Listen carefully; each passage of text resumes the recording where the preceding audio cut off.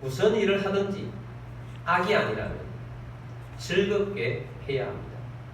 그런데 현실적으로는 좋은 것들은 억지로 하는 가능성이 많고 그런 경향이 많고 악한 것, 죄 있는 것 이런 것들은 즐겁게 하는 사람들을 많이 봅니다.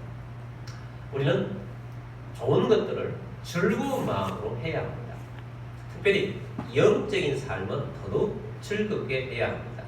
어떤 삶입니까? 우리 함께 따라해 보겠습니다. 신앙생활이 즐겁습니다. 신앙생활이 즐겁습니다. 예배가 즐겁습니다. 예배가 즐겁습니다. 말씀과의 동행이 즐겁습니다. 말씀과의 동행이 즐겁습니다. 기도가 즐겁습니다. 기도가 즐겁습니다. 전도가 즐겁습니다. 전도가 즐겁습니다. 이렇게 영적인 생활을 즐겁게 하는 우리 모두가 되기를 원합니다. 제 신학교 동기 목사님이신데 나이가 한참 많은 목사님이 계십니다. 신학교 때 기숙사에서 함께 한 방을 쓰고 한 방을 쓴 분들 다 친한 건 아닌데 그분과 지금까지 아주 친하게 지내고 있습니다. 제가 신학교 때부터 형님 그렇게 했고 그 목사님을 존경하고 또 그 목사님과 사모님 사랑하고 좋아합니다. 근데 그 목사님도 저와 우리 가족들을 매우 사랑하고 좋아하시는 분이십니다. 제가 가끔 전화를 드립니다. 제가 가끔 전화를 드리면 굉장히 반가워하시는데 전화통화를 1시간 이내에 끝내는 법이 없습니다. 보통 1시간 반, 2시간 반씩 전화를 합니다.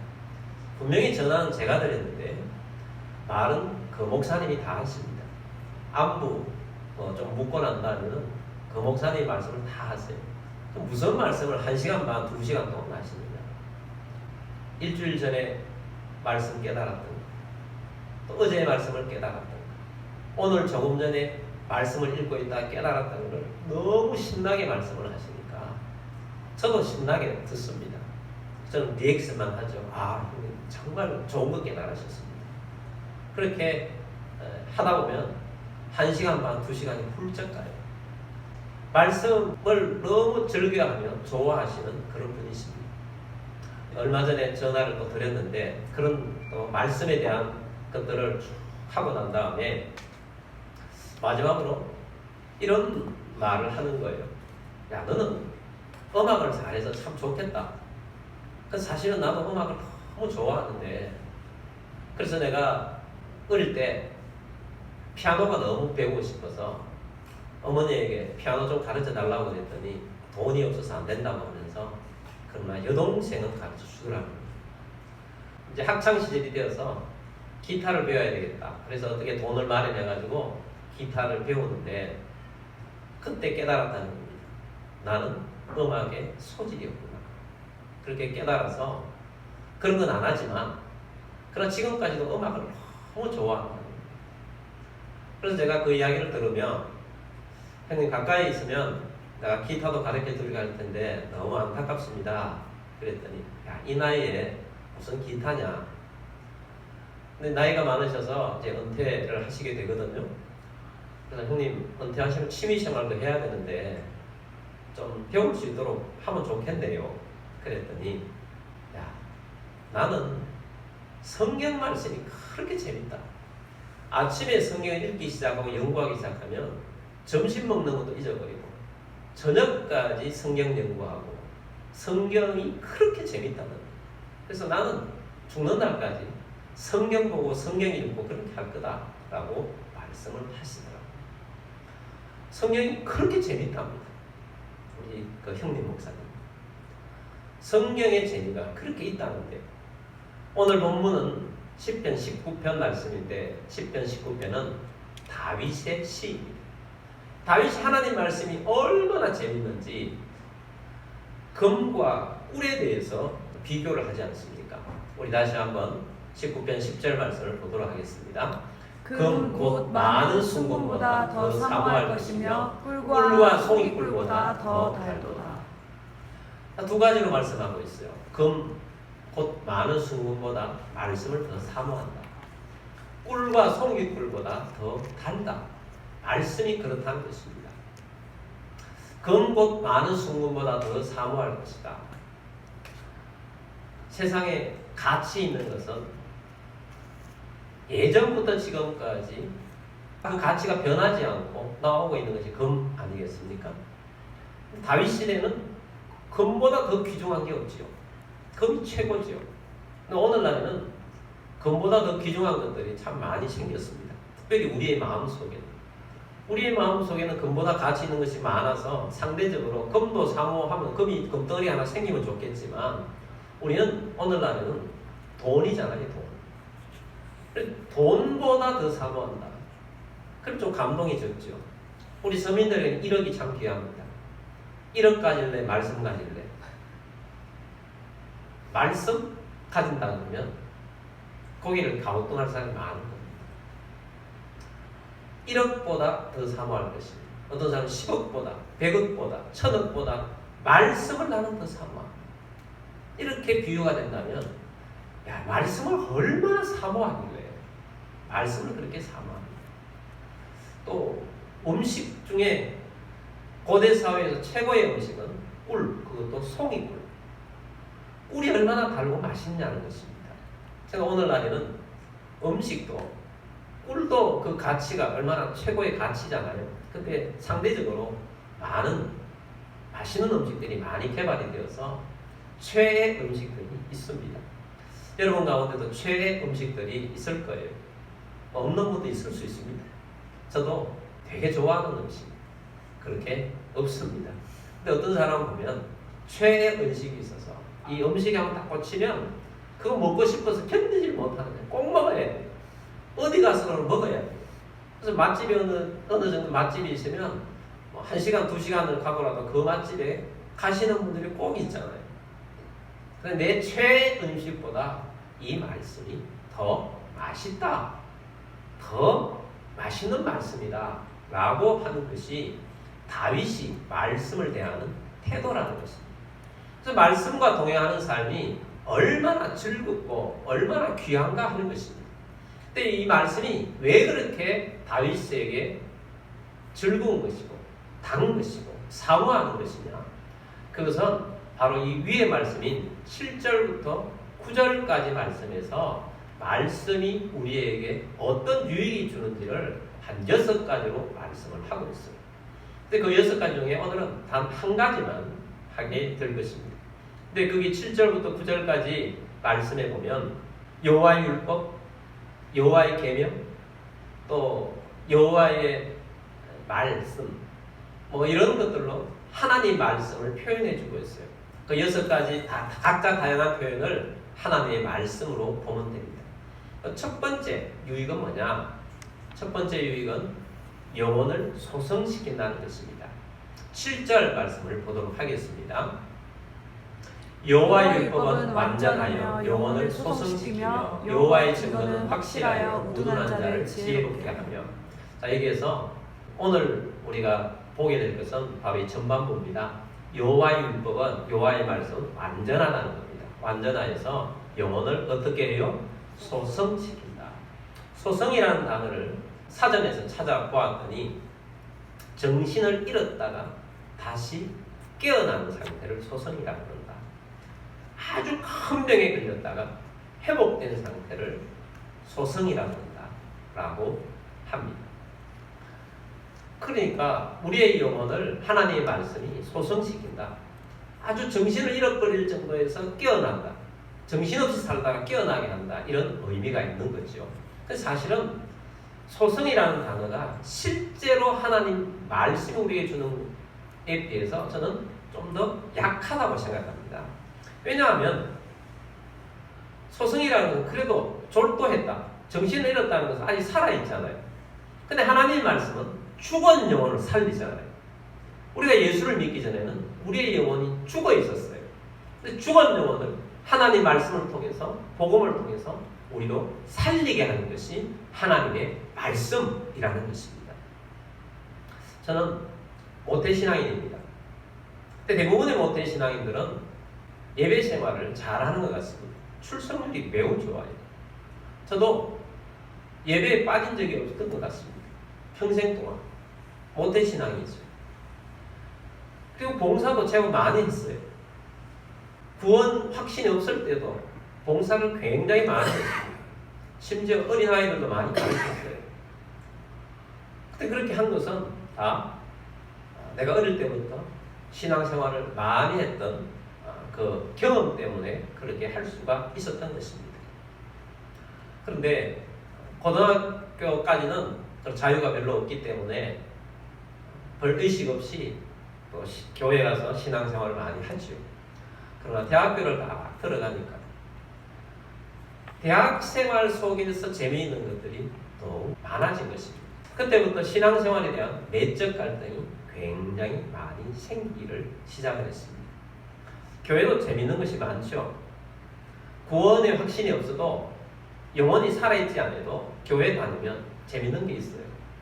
친구들 만나서 함께 하는 것이 그렇게 교회 친구들도 좋아요. 고등학교 때까지 학교 친구보다 교회 친구가 더 친하게 될 수 있는 것들이 저는 그런 거라고 생각합니다. 학교 친구는 일단 성적이 매기잖아요.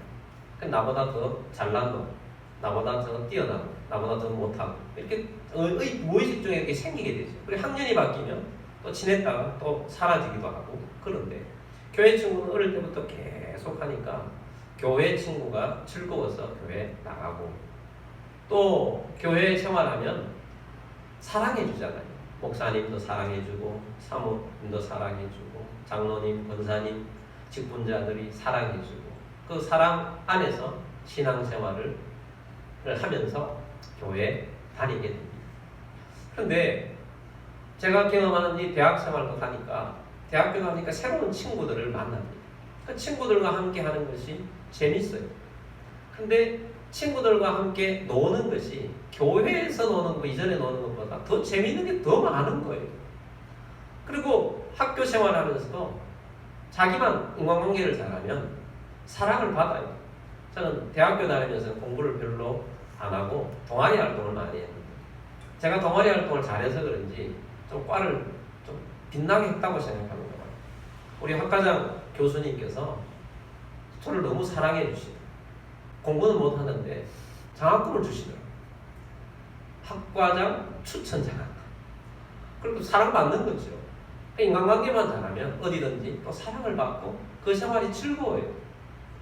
그런데 이제 겉으로는 신앙인이면서도 교회 생활 또 학교 생활을 하는데 하나님과의 관계가 뜨겁지 않으니까 더 즐거운 걸 찾는 거죠. 학교 생활이 너무 재밌는 거죠. 노는 것이 특별히 너무 재밌는 거예요. 그런데 교회 이제 성도들 어른들은 그걸 보면 압니다. 구원의 확신인 사람, 구원받은 사람은 조금만 보면 제가 아직까지 구원을 못 받아서 저렇게 하구나 하는 것을 알게 되잖아요. 제가 이제 그런 삶을 살아가고 있으니까 교회는 열심히 다니고 봉사도 하는데 선배들이나 또 어른들이 너 그렇게 살면 안 된다. 너 이렇게 해야 된다라는 조언을 많이 해주지만 귀에 들어오질 않아요.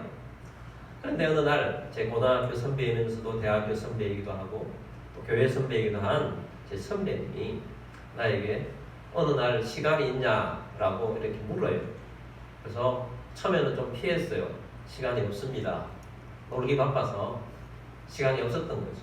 그래서 자꾸 그렇게 하니까 어느 날 그때는 시간이 있습니다. 그랬더니 그날 만나자는 거예요. 월요일이었을 것입니다. 여름 월요일 날. 그래서 그날 만나러 갔는데 그 형님이 자기가 성경 공부하는 데로 데려가는 거예요. 그냥 만나자고 해서 만났는데 성경 공부하러 데려가는 거예요. 그리고 성경 공부를 무려 월요일부터 금요일까지 아침 저녁까지 계속 성경 공부만 하는 곳이었어요. 그래서 나를 거기에 딱 앉혀놨는데 옛날에는 선배가 좀 하늘 같았잖아요. 그래 가지도 못하고 내일부터는 안 온다 라고 마음을 굳게 먹고 그 자리에 앉아 있었습니다. 결론은 어떻게 됐느냐? 금요일까지 제가 자발적으로 그 성경 모임에 참여를 했습니다. 왜냐하면 어릴 때부터 주일학교에서 배웠던 성경 말씀도 있어 어느 정도 안다고 생각했는데 그냥 아는 것이었지. 거기서 성경 공부를 하는데 성경이 너무 재미가 있는 거예요.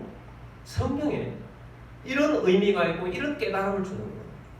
내가 이런 것들을 모르고 신앙생활을 했구나 하는 것을 깨닫게 되니까 내가 그 다음 날부터 그 모임 끝까지 참여를 하면서 성경이 너무 재밌다는 것을 처음으로 깨닫게 됐어. 그리고는 내가 도전을 받았습니다. 성경이 이렇게 재미가 있으면 내가 스스로 성경을 한번 파봐야 되겠다. 그런 마음이 들었어요. 구약은 좀 어려워 보이고 그래서 신약부터 해야 되겠다 라고 하면서 제가 마태복음 1장을 찬찬히 공부하는 식으로, 잘은 모르지만 하여튼 공부하는 식으로 거기서 배운 그런 것들도 각 줄을 찾아가면서 이제 성경 공부를 스스로 하는 겁니다. 마태복음 1장에 딱 들어가면 예수님의 족보가 나오잖아요. 족보를 쭉 하는 것도 좀 재미가 있었는데 결정적으로 족보 다음에 나오는 것입니다. 천사가 와서 예수님의 아버지가 될 요셉에게 예수님이 태어날 것을 수태고지라고 하죠. 알려주는 그 내용이 나옵니다. 그 내용이 마태복음 1장 21절에서 23절 말씀인데 제가 이 말씀 때문에 끼어진 건 아닙니다. 그 전까지 어릴 때부터 많이 들었던 그냥 지식으로만 들었던 말씀이 내 영에 꽂혀서 예수님은 나의 구세주구나 하는 것을 스스로 공부를 하면서 말씀을 읽다가 깨닫는데 너무 감사하고 그때 내가 구원을 받았어요. 마태복음 1장 21절 말씀 보겠습니다. 아들을 낳으리니 이름을 예수라 하라. 이는 그가 자기 백성을 그들의 죄에서 구원할 자이심이라 하니라. 자, 천사가 와가지고 예수님을 보내는데 이 예수님 이름을 계시해 주시잖아요. 예수님 이름은 21절부터 23절까지는 탄생하실 하나님의 아들의 이름을 두 가지를 말씀하시죠. 그 첫 번째 이름이 예수죠. 예수의 이름이 뭐냐? 자기 백성을 그들의 죄에서 구원할 자. 한 단어로 줄이면 구원자라는 거예요. 예수님은 이름 자체가 구원자로 오셨어요. 예수님이 땅에 왜 오셨느냐? 구원자로 오셨어요. 그날 제가 그 말씀을 보는 순간 그 전에 어릴 때부터 들었던 수많은 지식으로 축적되었던 말씀들이 살아나는 거죠. 살아나가지고 내 안에서 예수님이 나에게 구원자로 오셨기 때문에 나를 위해 십자가에 달려 돌아가셨고 부활하셨고 성령을 보내서 지금도 나에게 역사하시고 있는 분이 예수님이시구나. 예수님이 나의 구원자시라는 말씀이 내 마음에 확신 있게 확 들어오는 거죠. 이제 그날 이후로 저는 한 번도 예수님이 구원자가 아니라는 사실을 애쓰며 본 적이 1도 없는 거죠. 예수님은 나의 구세주다 하는 것이 확실하게 말씀을 통해서 들어온 거죠. 제가 구원의 확신을 갖게 되었고 내 영혼이 살아난 거죠. 죽은 영혼이 살아나서 소성되게 된 것입니다. 새로운 사람이 되게 된 거예요. 그날 이후로. 그다음 두 번째 이름은 뭐냐? 22절 23절 말씀 보겠습니다. 이 모든 일이 된 것은 주께서 선지자로 하신 말씀을 이루려 하시니 이러시되 보라 처녀가 잉태하여 아들을 낳을 것이요 그의 이름은 임마누엘이라 하리라 하셨으니 이를 번역한즉 하나님이 우리와 함께 계시다 함이라. 아멘. 두 번째 이름은 뭐냐? 임마누엘이에요. 임마누엘의 뜻은 뭐냐? 하나님이 우리와 함께 계시다. 뜻이 예수님의 이름이에요. 예수님이 이 땅에 오신 것은 나를 구원하시기로 함께 하시기 위해서 오셨다는 거고 그 순간만 함께 하시는 것이 아니고 평생도록 나 일생도록 영원까지 나와 함께 하시기 위해서 오셨어요. 예수님은 임마누엘이십니다. 예수님은 오늘도 우리와 함께 하고 계세요. 예수님은 함께 하시는 분. 이 말씀이 그때 저에게 처음으로 깨닫게 된 거예요. 나와 함께 하시는 예수님. 나와 함께 하시는 예수님. 이 예수님 너무 좋은 거예요.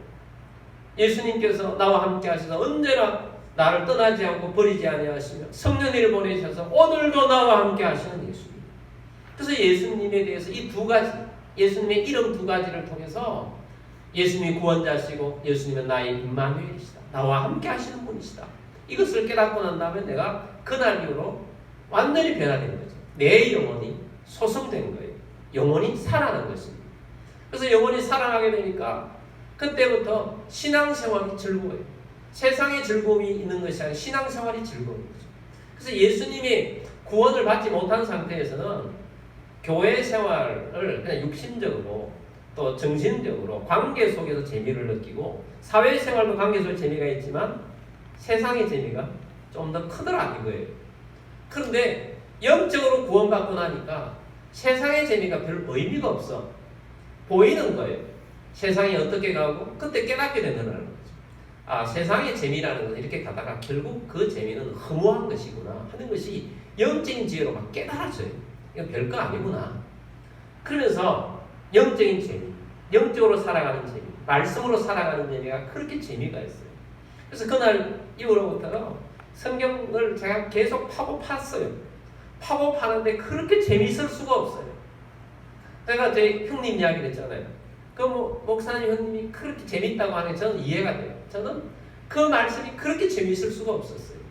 신학교 가서도 신학교는 신학을 가르쳐주는 거예요. 성경을 기반으로 해서 신학을 가르쳐주는데 성경을 이렇게 가르쳐주는 게 아니에요. 신학교는. 근데 저는 틈만 나면 성경을 공부를 하면 스스로 성경을 공부를 하면 정리를 막 했어요. 정리를 이렇게 해놓았고 이제 목사 안수를 다 받았더니 제가 큰 교회 목사님, 저 모르는 목사님인데 전화가 왔어요. 한번 만나자고. 그래서 만나 뵀습니다. 그래서 그 목사님이 저에게 내년부터 그 교회에 와서 성경만 가르치라는 겁니다. 성경만 가르쳐. 교육 목사로 해줄 테니까 성경만 가르쳐라. 그래서 청년부를 맡겨주시고 또 교육부서 전체를 다 교육전도사님들 부서부서는 다 많이 있는데 다 총괄을 해서 하라는 거죠. 그래서 주일날은 청년부를 담당하고 교육전도사님을 통해서 전 교회 교육부서를 제가 총괄을 하게 됐고 월요일날은 쉬는 날이니까 쉬고 화요일부터 토요일까지는 아침 저녁으로 성경 공부만을 개설을 해서 성경을 가르치라는 것입니다. 그래서 제가 성경 공부를 매일 다른 반을 개설해가지고 가르쳤어요. 이미 준비가 되어 있잖아요. 근데 교재로 안 꾸며져 있으니까 교재를 만들어야 되니까 너무 그 가르치는 게 너무 재밌어가지고 교재를 열심히 만들다 보니까 잠잘 시간이 없는 거죠. 하루에 2시간 자고 열심히 가르쳤어요. 하나님 말씀은 재밌다는 것입니다. 여러분 하나님 말씀이 영혼을 소성시켜줍니다. 여러분 하나님 말씀을 즐겁게 대하고 말씀과 함께 동행하는 여러분들이 되기를 주의 이름으로 축복합니다. 한 가지 더 제가 간증을 하도록 하겠습니다. 제가 신학교를 들어가고 교육전도사부터 시작을 했어요. 교육전도사 할 때 어린아이들 사역과하고 청소년 사역을 했어요. 그러다가 처음으로 청년부 사역을 하게 되었습니다. 근데 청년부 사역을 하려고 하니까 좀 내 마음에 좀 부담감이 있었어요. 왜냐하면 청년은 나보다 나이 많은 사람도 있고 그때 교육전도사 때 나보다 나이 적은 사람 청년들도 있을 것인데 가서 청년들을 교육자가 된다는 게 좀 부담이 많았었습니다. 근데 그 교회 청년부에 가봤더니 한 30여 명의 청년부원들인데 대부분이 다 다윗 목사님 자녀, 장로님 자녀, 권사님 자녀, 안수 집사님 자녀 다 그런 모태 신앙인들이 모여 있어요. 그런데 자세히 안을 들여다 보니까 타락한 청년들이에요. 엄청나게 타락한 청년들이에요. 저보다 나이 많은 남자 청년이 회장이었어요. 이 청년이 문제예요. 이 청년이 전체 청년부를 타락하게 만듭니다. 그 밑에 4명의 후배들이 있었는데 남자 4명의 후배가 있었는데 이들이 이 청년부 회장을 받쳐주는 타락하는 행동 대장들이었어요. 제가 가서 이렇게 살펴보는 가운데 대학 1학년부터 해서 나이가 많은 청년들까지 쭉 있는데 다 그런 건 아니지만 대체적으로 타락했다는 거죠. 제가 그 말을 듣고 제보를 받았는데 쇼크를 받았어요. 제가 부임하기 전에 고등학교를 졸업하고 대학생이 된 신입 환자를 한다 그래 놓고 얘들을 데리고 나이트 클럽에 가서 신입생 환영회를 했다는 거예요. 교회에서. 그 완전히 타락한 청년반이에요. 가서 보니까 자기들끼리는 끈끈한데 영적인 게 하나도 없는 거예요. 얼마나 고민이 되겠어요. 기도하면서 어떻게 해야 하나. 한 6개월을 그냥 청년부 모임을 가졌어요. 찬양하고 그냥 말씀 전하고 그냥 그렇게 있다가 6개월째 될 때에 제가 광고를 했습니다. 내가 제자 훈련을 하고 싶으니까 제자 훈련을 받고 싶은 사람들은 자원을 하라고. 그러면 누구든지 내가 훈련을 할 테니까 자원을 하라고 했어요. 그래서 제가 기대하는 마음이 있었던 것은 그래도 아직 물리 좀 덜 들은 대학교 1, 2학년 조금 순수한 아이들이 청년들이 자원하기를 원했어요. 근데 걔네들은 하나도 자원 안 하고 자원하는 청년이 그 행동대장 4명 있잖아요. 동기들. 이 남자 4명이 전도사님 우리도 훈련 받아도 되겠습니까? 그래요. 자기들 수준을 아는 거죠. 그래서 안 된다고 어떻게 이야기해요? 그래서 합시다. 그렇게 해서 그 주에 첫 번째 모임을 가졌어요. 첫 번째 모임의 주제가 제목이 구원의 확신이었어요. 그래서 구원의 확신에 대한 성경 구절을 가지고 성경 공부를 하게 되었습니다. 성경 공부를 하는데 그 중에 한 명이 질문을 합니다. 전도사님, 어릴 때부터 예수 믿으면 구원받는 이야기 참 많이 들었는데 구원을 받고 나서도 죄를 계속 짓는다는 거예요. 죄를 짓는데 죄를 지으면 구원이 천국 백성 되었다가 아니면 지옥 갔다가 다시 천국 백성 되었다가 지옥 갔다가 그렇게 됩니까? 라고 질문을 하는 거예요. 그래서 제가 도표를 떼서 설명을 해줬어요.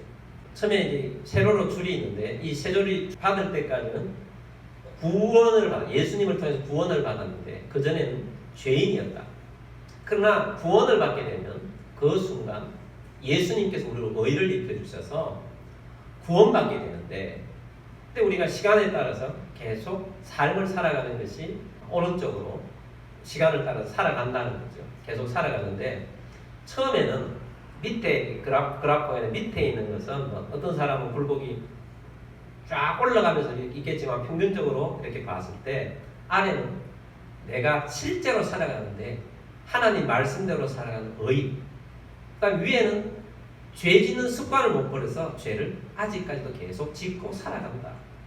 그런데 시간이 딱 함에 따라서 하나님 말씀을 따라가다 보면 내가 의가 조금 더 많아지고 죄 짓는 것이 조금 줄어들어서 계속 그렇게 가는 과정을 구원의 과정 속에 성화라고 한다. 성화, 거룩해지가는 과정이다. 그런데 이것이 우리가 평생도록 가도 다 완벽하게 되지 않을 가능성이 높다.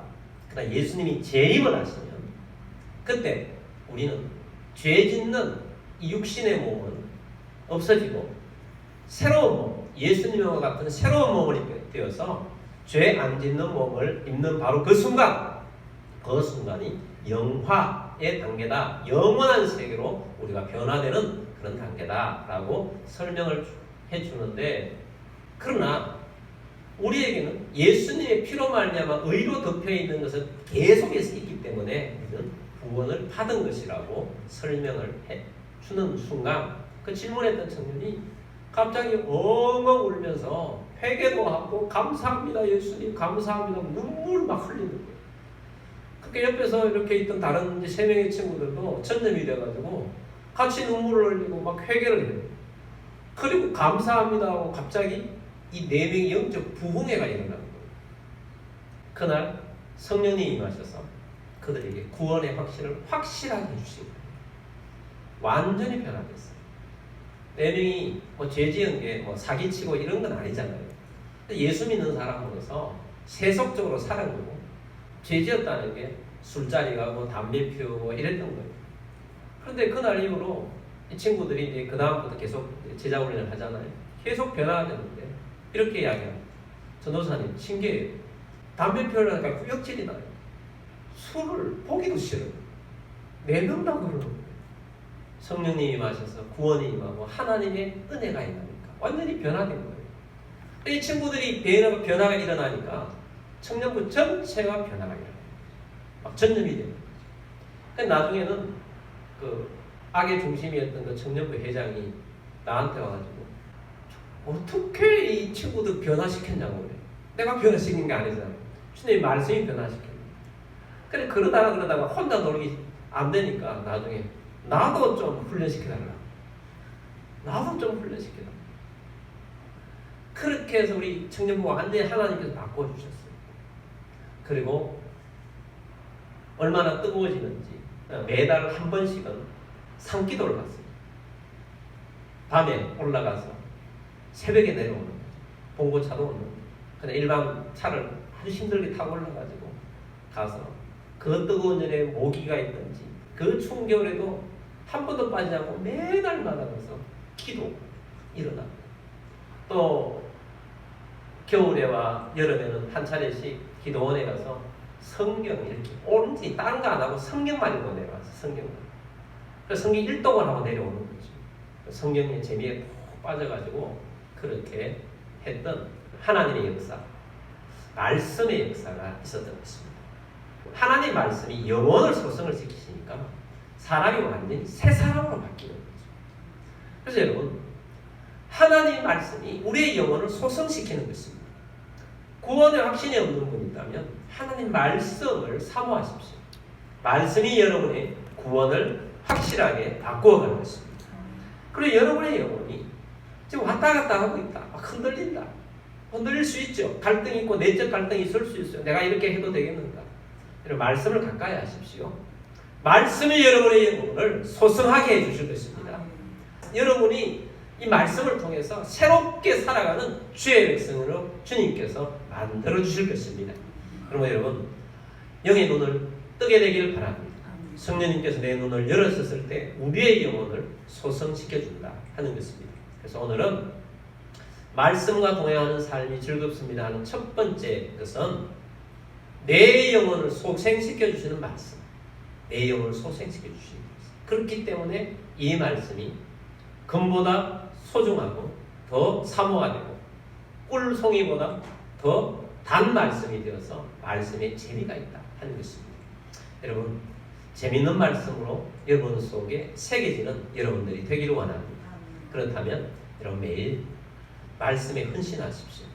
저는 제 방에 올라갈 전에 말씀을 제 방에 올라갈 때마다 최소한 3장은 읽겠다. 말씀을 3장을 읽겠다. 그럼 올라가면 3장을 읽는데 뭐 어떤 때는 10장도 있고 20장도 있고 그러면서 제가 또 할 것을 시작을 해요. 말씀 우선주의죠. 또 말씀을 암송, 제가 큐티하는 말씀을 암송을 하고 있습니다. 또 기도하고도 말씀하고 지금까지 암송했던 것을 또 계속 기도 끝나고 난 다음에 제가 말씀 암송을 쭉 끝까지 하면서 하나님 말씀 속에 살아가려고 하고 있습니다. 말씀이 그렇게 재미있습니다. 여러분, 말씀이 재미있습니다. 말씀과 동행하는 삶이 즐거운 것입니다. 말씀이 즐겁다 이런 마음을 가지고 말씀을 대하는 여러분들이 되기를 주의 이름으로 축복합니다.